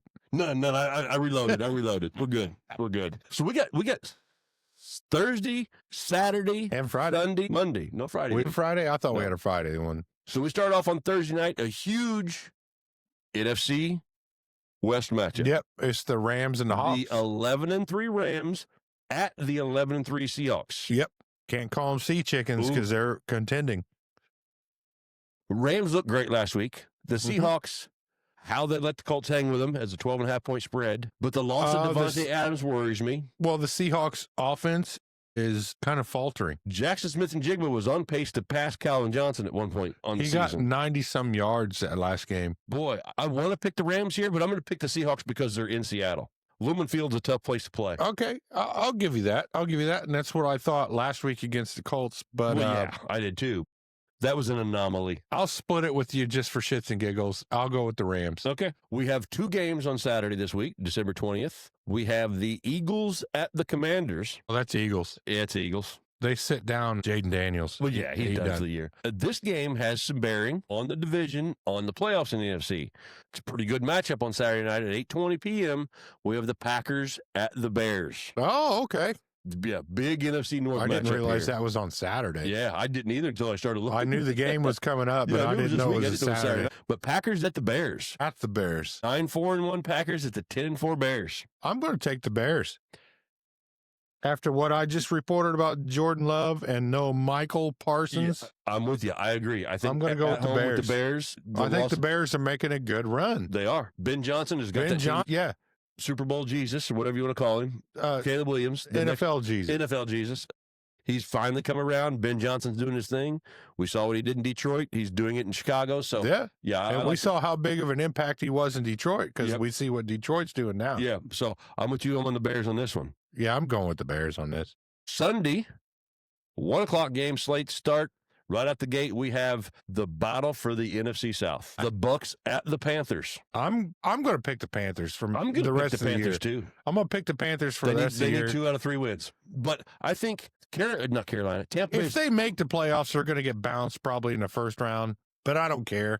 It's a big stepping stone in the right direction for the I'm organization. so happy to see this team getting better. Yeah. That's all that fucking matters because I've been in purgatory bullshit hell forever as a fan. Just give me a good, even if you don't make the playoffs, this has been a hell of a ride. Tampa Bay started the season hot, and then they Baker Mayfield was MVP candidate. Yes, and they've kind of come back down to normalcy, to earth, and the Panthers. I wouldn't even call it normalcy. I think it's mediocrity. They're mediocrity. Yes, they're just right in the middle of the fuck. Yeah. They're like, what? I thought we were better. And the Panthers are just They're putting shit together. The Panthers are a team that you feel like they all believe what they're capable of. They believe in the system. They all understand it now. They have some talent. Obviously, the new ownership there, the new coach. Yeah. They finally got Bryce Young on the right track. He's still making some young player mistakes, but they've got him on the right track. He's not costing them wins. I think it feels like the Panthers are a team that have bought in to what they're trying to do, and it's just a matter of this is. Every game's a little stepping stone of getting next year in the better. draft. We'll get somebody else, maybe another free agent. Yeah, so we'll move a little further. They're on the right track. You know what I mean? Yeah, because you can feel that that's an organization that's after it was bullshit. Right. All we had was Derek Brown and J.C. Horn. Yeah, but you feel like I said, they're an organization that's going in the right direction, and I hope they do. Yeah. So, and again, this is for the division. Well, you said they play the Bucks twice in the next 3 weeks. So Bucks, Seahawks, and Seahawks are coming to Carolina. So they're playing. So the Tampa Rams home, came to Carolina. Lost. Yep. Everybody comes from West Coast to East Coast. Well, come on, Carolina. Hey. You only got to win 2 or 3 to get you 9 wins, baby. Because nothing will be fine. To be in Carolina for the Panthers football game. That's right. So we're both on the Panthers on this one, buddy. So the next 2 are in Carolina, and the last one is in Tampa. Yep. So I'm with you on the Panthers on this one. I like it. We got the Bills at the Browns. That's Bills. But how many sacks does Garrett get? He gets 1. I guarantee he gets Josh Allen twice. You think twice? I'm going to throw 2 on the table. Okay. I'm saying Put 1. that in bona fide bet. Put that in bona fide bets. We hadn't won the bona fide bets this week. Dave's throwing a bet out there. Dave's throwing a bet out there. Garrett's going to get 2 on Josh Allen. Sacks. Because Josh Allen's going to think he's going to run. And he's going to get. And it ain't going to happen. Yep. Because Myles Garrett's a beast. But we're both on the Bills on this one. That's an easy pick. Chargers at the Cowboys. This is a tough pick. At Jerry World, Chargers at Dallas. At Alice. Sorry. I'm picking Chargers. I'm picking the Chargers too. Because they run that shell defense. Yep. They want you to throw, and that's all Dallas does. Yep. So we both like the Chargers there. We got the battle of bullshit. Jets at the Saints. At the Saints? At Saints. Shuck around and find out. Shuck around and find out. I'm right there with you, baby. Yeah, Saints are trying to piss in everybody's Wheaties. Not Yeah, that the Jets are going anywhere. The Jets got no Wheaties.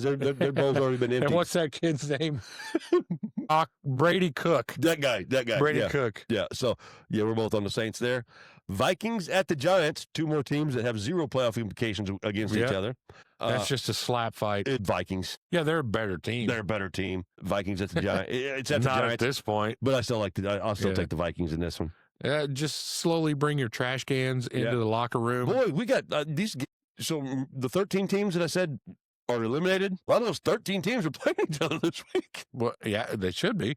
Because the NFL set it up for like the last month is all divisional fucking games. So Vikings and Giants were both on the Vikings. Chiefs at the Titans. Gardner Minshew magic, baby. The Titans are going to get a win. They're going to get their third win this season. You think so? Yep. It's at home in Tennessee. Gardner Minshew playing. Travis Kelce's done checked out.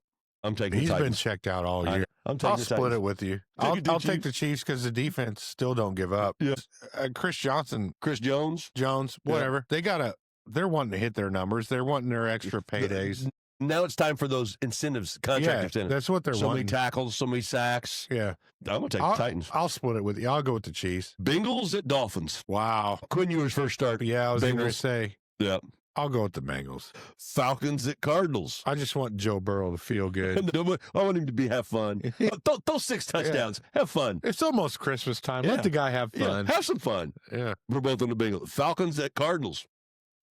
You like that? Give me Kirk Cousins. Yeah, I was going to say Kirk Cousins is a better quarterback. Yeah. So we're both on the Falcons at the Cardinals. And if Kyle Pitts plays like he did last week. Golly. Now, here is a great fucking game. Oh, is it? Yeah. Jaguars at Broncos. Wow. At Broncos. This is a 4:00 game. It should be. Jags at Broncos. I'm taking Broncos on this one. I'm going to take the Broncos too. This could be a slobber knocker here, right here.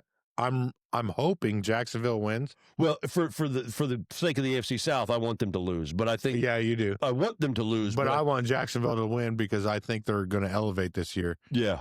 But Jacks at that seems like a Broncos game all day long. In Denver. Yep. Yeah. Yeah. Home field, no oxygen. Yep. It has to be a Denver game. Both on the Broncos. We have the Steelers at the Lions. That has to be Lions. They're both 8-6. It has to be Lions. It has to be, but will it be? It has, in Dave's world, it has to be Lions. Lions lose this, it's over. It is over if they lose this. You're picking the Lions? I'm totally 100% on the Lions. I'm going to split it with you and And take I want Steelers. fucking Dan Campbell to tuck his nuts away and call the game like it should be called. I'm going to take Steelers. That's the only way the Lions are going anywhere. Call it the way it should be called. That's no lie. I agree. You've already wasted all your fucking bullshit. Calm down. Dan Campbell has Be reasonable. Dan Campbell has made them a contender. And he's also lost them as a contender this year. Yes, you're exactly right. Calm the fuck down. This is the time to play common sense fucking football. You're healthy, play it. They are as healthy as they've been in a long time. Yes. Aiden Hutchinson, last week, I know to reiterate, go back a little bit because we already did the recap, but did you see Aiden Hutchinson's pick that he almost took to the house? Mhm. Was sucking oxygen on the sideline? Yeah. I really wanted him to get to the end zone. He didn't make it, but, So I'm going to take the Steelers. You're on the Lions. It's in Detroit. Yeah. Our last 4:25 game is the Raiders at the Texans. Texans. It's too easy. 14.5 point spread in that one. Oh, really? Yeah. I don't know if that's enough. They just got blanked. The Raiders are going to fuck around and fuck somebody's shit up. It's And not the this, Texans. you might want this. Yes, but not the Texans. That defense is too damn good. The Raiders' offense is so bad, and the Texans' defense Where's is it at? It's in Houston. Oh, yeah, it's Yeah. Houston. Our Sunday night matchup this week is the Patriots at the Baltimore Ravens. Baltimore still just It's Patriots. trying to get in, but it is the Patriots. That's the Patriots. We finished the week off in Indianapolis Yeah. at the big oil drum. We got the San Francisco 49ers who are It's Niners. fucking up everything coming into Indianapolis to play the Colts. I'm going to pick opposite of what you pick on this. I'm picking the Colts. Homer. This is straight. That's a straight Fucking Homer. Homer. Yeah. 1,000% Homer pick. It's Niners. I have zero reason to pick the Colts It's here. Niners. They won't go away. We keep saying it. I The know. Niners will not go away. This is straight Homer. Okay. I'm going, look, Don't. Yes. So Don't. here's what my mind tells me. Tennessee, the shittiest team in the league, got to run all over San Francisco last week.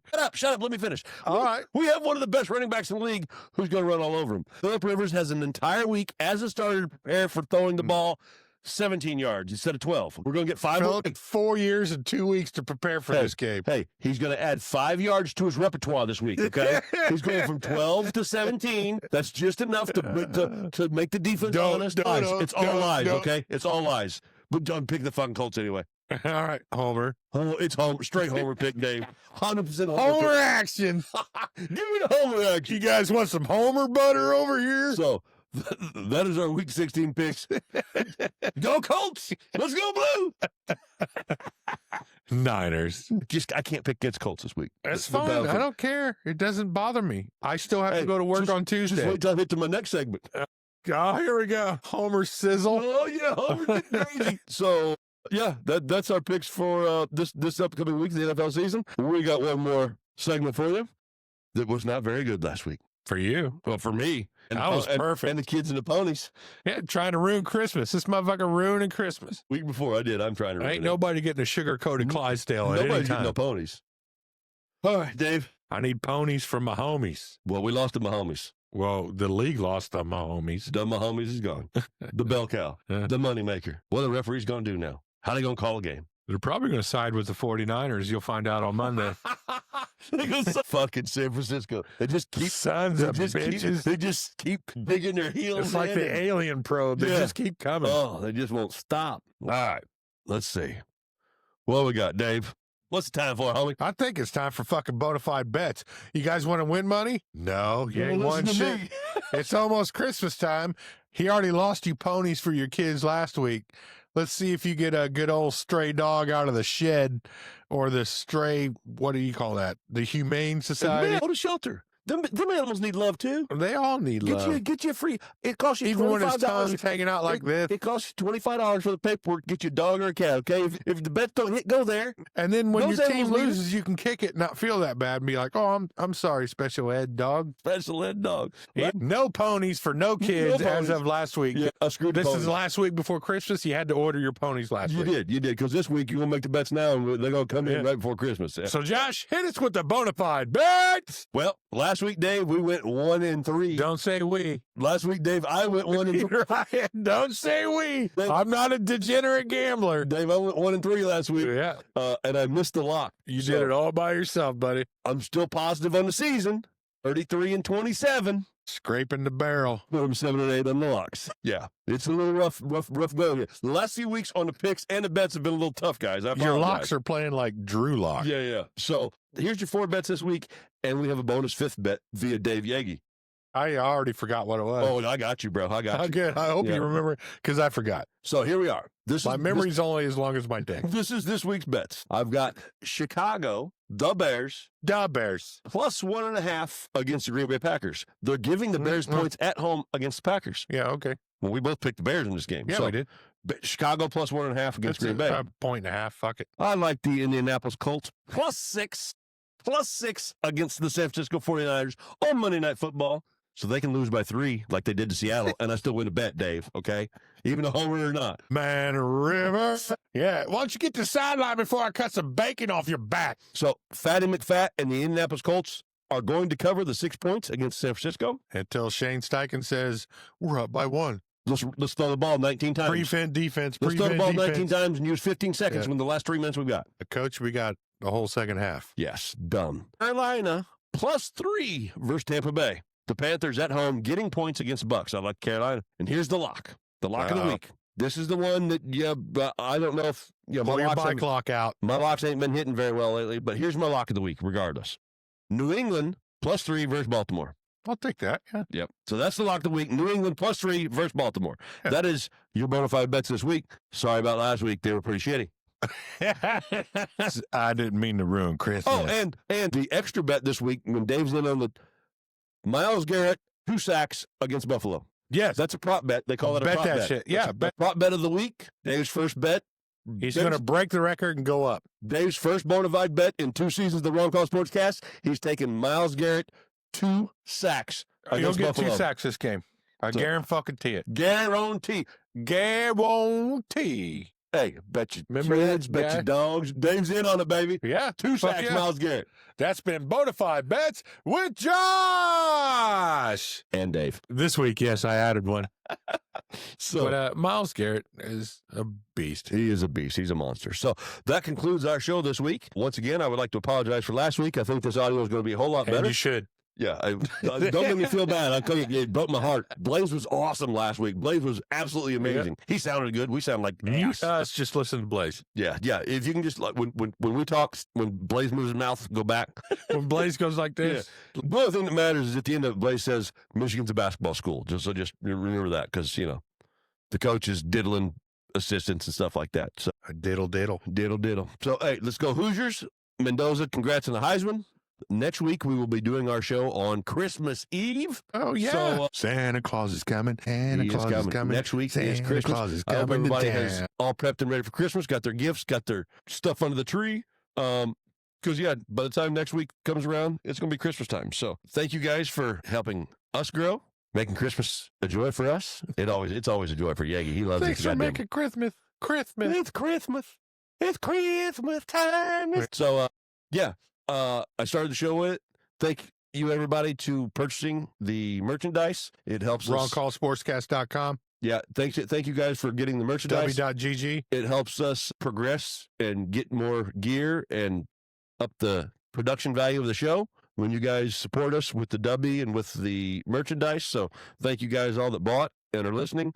Remember, like Dave says, get on the Spotify, subscribe to the goddamn show. You can listen to it on Apple Music. You can listen on Amazon, anywhere you want. You can watch it on YouTube, but go on Spotify and just hit that little subscribe button. Yep. So, that's our homepage. So link up there. You can listen to it and link up on and like and subscribe on all the other channels. Well, yeah, absolutely. But we're based in Spotify is what we needed it. That's what we needed. So that concludes the show for this week. And that concludes everything we have to tease it, Dan, rather. We'll be back on Christmas. Tonight on Nightlight. We'll be back on Christmas next week for you guys. So, see you Christmas Eve, motherfuckers. the wrong call. Josh Tidwell, Dave Yagi. Yep. Hey, Thanks. thanks for making the right call and listen to the wrong call. Send us That out. shirt is available in the wrongcallsportscast.com swag shop. Absolutely. Dave, you kicked ass, brother. You kick more ass, brother. Love you. Love you. Hey, Merry Christmas, motherfuckers. Merry Christmas. We'll see you on Christmas Eve. We'll see you guys next week. Thank you so much for listening. Pew.